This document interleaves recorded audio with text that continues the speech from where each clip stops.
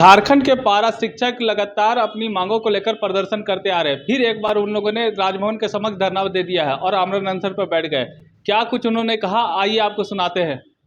सरकार मानना नहीं मानना उसकी काम है, लेकिन मानना चाहिए। जब बिहार नीतीश कुमार ने बोला कि जो 20 वर्षों से काम कर रहे हैं और सारे योग्यता है उसको और परीक्षा देने का जरूरत नहीं है, बिहार ने स्पष्ट और नीतीश कुमार ने बोल दिया। और यहाँ झारखंड सरकार को तो हाईकोर्ट भी निर्देश दिया है कि 6 सप्ताह के अंदर इन लोग को जवाब दे हाईकोर्ट को कि टेट पास जितना सहायक अध्यापक है इनको नियुक्ति कर दे।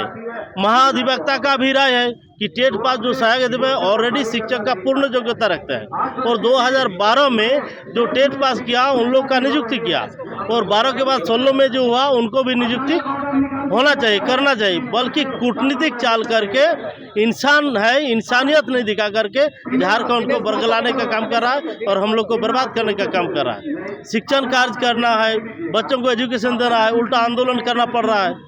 बिहार सामने है, बिहार से राज्य अलग हुआ, छत्तीसगढ़ अलग हुआ, छत्तीसगढ़ में 3 साल के अनुभव के आधार पर अस्थायी कर दिया गया। लेकिन झारखंड एक ऐसा राज्य है जो 9 घंटे का परीक्षा का फॉर्म निकाल दिया है।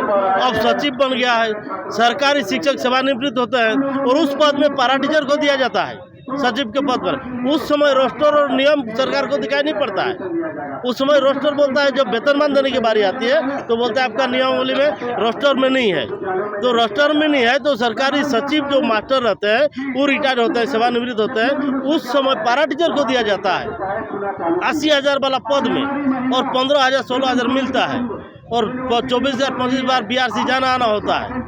तो ये कितना दर्दनाक बात है झारखंड के लिए कि उनको उस पद में देने के समय रोस्टर मिल जाता है और वेतन देने के समय रोस्टर और कानून पेश करता है, जबकि सब रूल और सिस्टम से हुआ है। अगर नहीं हुआ है तो सरकार का अधिकारी का गलती है। जहाँ नहीं हुआ है, एक जगह चोर है तो क्या सब चोर है?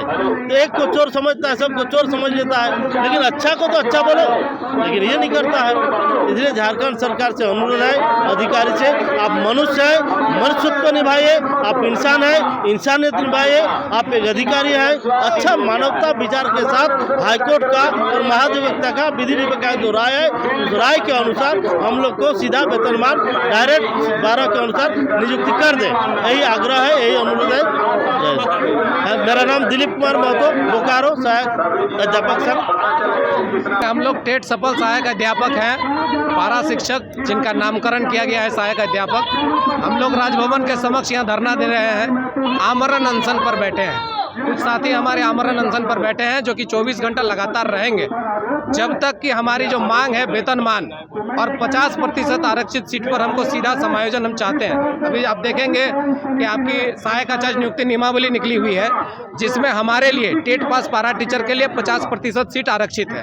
हमारा सीधा मांग है, जैसे बिहार में BPSC से मुक्ति देकर के राजकर्मी का दर्जा दिया गया बिहार में शिक्षकों को, नियोजित शिक्षकों को, हमें भी जो है JSSC से मुक्ति देकर के सीधा समायोजन दिया जाए, वेतनमान प्रदान किया जाए। इसके पीछे हमारे तमाम तर्क है, दस्तावेज है, महाधिवक्ता का परामर्श हमारे फेवर में है। इसीलिए माननीय मुख्यमंत्री, आपके मीडिया चैनल के माध्यम से मैं माननीय मुख्यमंत्री जी से रिक्वेस्ट करना चाहूँगा कि भाई विधानसभा में भी ये सवाल बार बार गूंजा है। पिछले जो विधानसभा सत्र, मानसून सत्र पार हुई उसमें 4 विधायक आपका उठाए कि ये जो टेट पास सहायक अध्यापक हैं ये एलिजिबल है, NCT NEP के सारे मापदंड को फुलफिल करते हैं, तो इनको सीधा समायोजन किया जाए। हमारी सिर्फ एक ही मांग है, सीधा समायोजन 50% आरक्षित सीटों पर। मुख्यमंत्री से कोई बात करते वार्ता हुई? बिल्कुल, हमारे माननीय दीपिका सिंह पांडे और अंबा प्रसाद और आपका इरफान अंसारी और विनोद सिंह के माध्यम से हम लोग माननीय मुख्यमंत्री तक पहुंचे थे सत्रकालीन में और उनसे बात भी हुई थी। हमें कुछ बोलने की आवश्यकता नहीं पड़ी। हमारे विधायकगण स्वयं मुख्यमंत्री को बोले कि सर ये जो लोग हैं ये बिल्कुल एलिजिबल लोग हैं और इनकी मांग जो है ना बिल्कुल जायज़ है, ये काम तो करना ही चाहिए। इस तरह के लफ्जों में हमारे विधायकगण बोले थे माननीय मुख्यमंत्री को, लेकिन पता नहीं माननीय मुख्यमंत्री किस निद्रा में सोए हुए हैं। उनको जगाने के लिए हम लोग राजभवन यहाँ आए हुए हैं, आमरण अनशन पर बैठे हुए हैं। हमारी तबीयत खराब होगी, स्वास्थ्य बिगड़ेगी, किसी भी पारा शिक्षक की जान जाएगी, इसकी संपूर्ण जवाबदारी बधाई माननीय मुख्यमंत्री जी को और राज्य के प्रशासन को है। कितने लोग आप लोग अनशन में बैठे हैं? अभी तत्काल 1 जिला बैठे हैं, पर डे हर एक जिला आते जाएगा। अनशनकारी आपका रेगुलर चलते जाएंगे, जो अनशनकारी हम लोग हैं वो रेगुलर रहेंगे। लोग हैं लगभग हम लोग 14,042 की संख्या में है पूरे राज्य में। आज लगभग 500 की संख्या में हम लोग उपस्थित हैं। अनशन में 20 आदमी 20 व्यक्ति हम लोग अनशन में हैं। प्रखंड के अगुवा और जिला के अगुवा आज अनशन में बैठे हुए हैं। ये अनशन की संख्या कल और बढ़ेगी। कल हमारे और जिला के साथी आएंगे, अनशन की संख्या और बढ़ते जाएगी, समस्या जो है और विकट होती जाएगी। इसीलिए तत्काल संज्ञान ले सरकार, हमसे वार्ता करे और वार्ता करके 50% आरक्षित सीटों पर समायोजन दे।